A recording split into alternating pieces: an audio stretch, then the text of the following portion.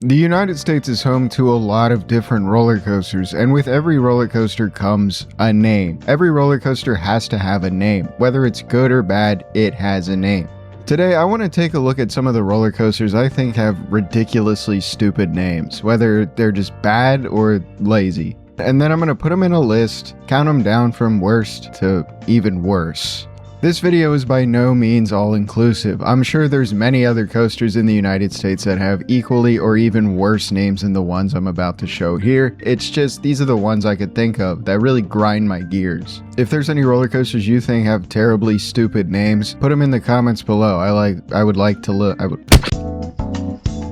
Starting off the list, we're just going to say RMC conversions. Now, some of these are good and some of them are pretty terrible. The RMC conversions I'm mainly talking about are the ones that were named by Six Flags, the legacy Six Flags Corporation. A lot of these are just extremely lazy. All they did was add a word to the beginning of the ride's name, like new or twisted or iron. It's kind of lazy. I know they wanted to convey the feeling of, oh, this is the same ride, but it's different now. There's got to be people in the general public who think New Texas Giant and Texas Giant are the same exact ride. It would have helped to distinguish the two if they picked a completely different name. It's just whenever Six Flags is in charge of naming a ride that isn't themed to Batman or Superman, they just have no idea what to do. So they just change the name slightly or they add a word and there we go, it's brand new.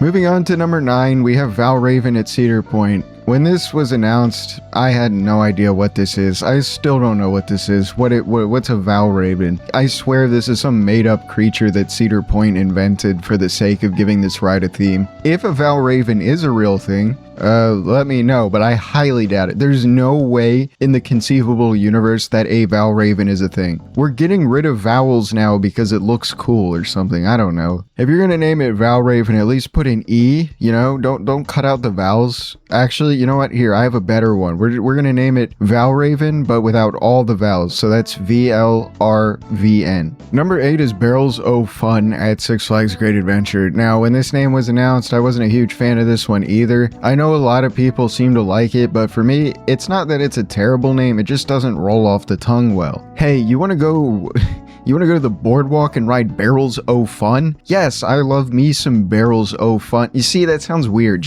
It would have been so much better if they just called it Barrels of Fun. That rolls off the tongue so much better, and I imagine that's what everyone is calling it anyway. I'm just gonna call it Barrels of Fun, man. You can call it what you want. Or you know what? Better yet, I'm just gonna call it Ragin' Cajun because that's how I remember it. At number 7, we have all of the Batman the rides out there. The inverts, the one at Six Flags Fiesta Texas. This doesn't make any sense. Okay, so first of all, Batman doesn't do this. I don't know if you realize, but Batman can't fly. He might have gadgets that allow him to fly, but I mean, what is Batman doing here?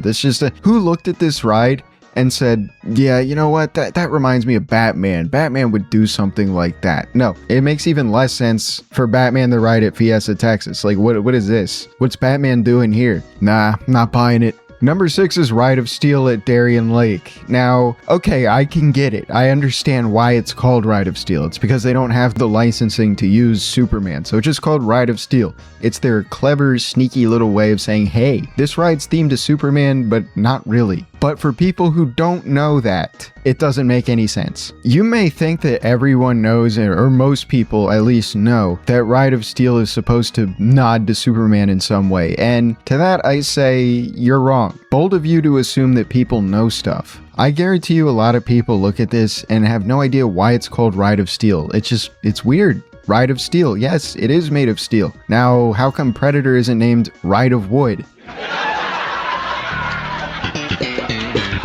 Number 5 is Candymonium at Hershey Park. Now, I don't think anyone actually says it like this. I'm pretty sure everyone says Candymonium. It's not the worst name in the world. However, I am peeved because Hershey Park missed out on a huge opportunity to call this thing Sugar Rush. It might not sound right to you, but if it were the original name, I'm sure everyone would have loved it and it would have rolled off the tongue a lot better than Candymonium does. And besides, Sugar Rush, a B&M hypercoaster, next to Sky Rush, an Intamin hypercoaster, I mean, it just makes sense.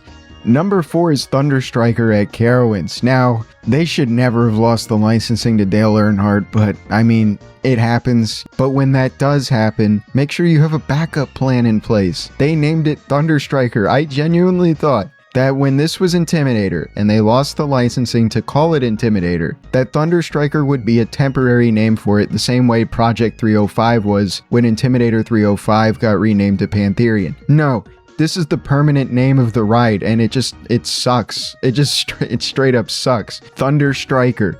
What does that even mean?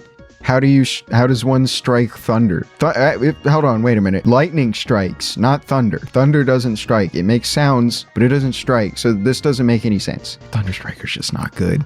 We could have picked a better one. I think they need to go back to the workshop with this. And besides, the logo for the ride doesn't look all that good either. If you wanted to sell merchandise for this, I mean, the logo just doesn't look good as a magnet or anything. I would have much better preferred the original Intimidator logo, but that's just me. Number 3 is Gotham City Gauntlet Escape from Arkham Asylum at Six Flags New England. I don't think I need to explain why this name is bad. It's just like, why are there so many words in it? You could have gotten away with calling this thing Gotham City Gauntlet and it would have made perfect sense and it would have fit with the theming and everyone would have wrote it and not complained or said anything. But this name has 6 words in it. 7!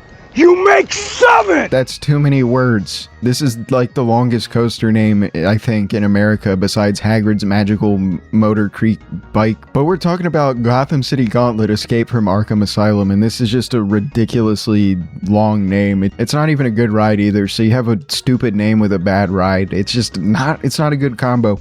Number 2 is Pepsi Orange Streak at Mall of America in their Nickelodeon universe. And I gotta say, this name, not only does it not make sense, it's bad because it includes a brand. We get advertised to enough already in life, okay? You drive down to the store, you see hundreds of billboards, you see buses with advertisements, you get advertisements on YouTube, on TV, in your newspaper, on the, like everywhere. Ads are everywhere. Now, why are there ads in the name of a roller coaster? Pepsi's not even good.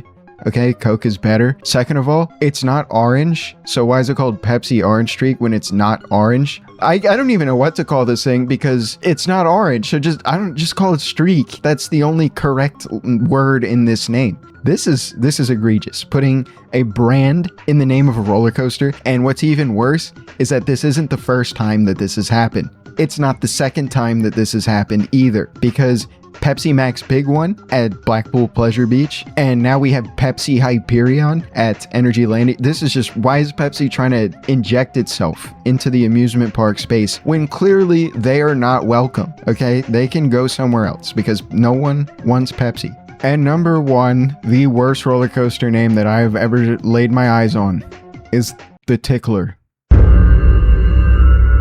The Tickler at Looney Park in Coney Island. There is absolutely no defense for this ride at all. There is no reason for anything to be called the Tickler. Okay, we're not even just talking about roller coasters anymore. You have a really creepy name, and then to boot, you have a weird mascot little character above it who looks like he eats the souls of children. This is not joyful. This is not whimsical.